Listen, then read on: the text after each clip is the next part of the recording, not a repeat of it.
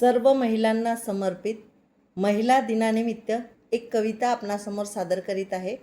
कवितेचं नाव आहे स्त्रिया. स्त्रिया कधीच काही वाया जाऊ देत नाही.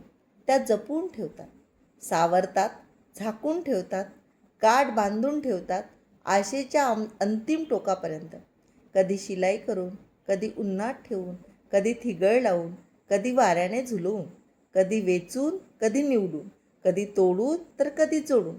पाहिलंत ना तुम्हीही स्वतःच्या घरात त्यांना रिकामे डबे साठवताना, असलेल्या पिशव्या नीट घडी घालून ठेवताना, सकाळची भाजी संध्याकाळी खाताना, शिळी भाजी गरम करताना, भिंतीच्या भेगा फोटो लावून झाकताना, उरल्या सुरल्या स्वतःसाठी ताट सजवताना, फाटलेले कपडे असोत, बुरशी चढलेले लोणचे असोत, ओलसर पापड असोत, कीड लागलेली डाळ असो, सडलेले फळ असो, कोमेजलेली भाजी असो किंवा मनाला पोचणारं नातंही असो, त्या जपतात, झाकतात, सावरतात, गाठ बांधतात आशेच्या अंतिम टोकापर्यंत.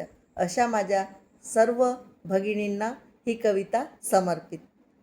सर्व महिलांना जागतिक महिला दिनाच्या हार्दिक हार्दिक शुभेच्छा. धन्यवाद.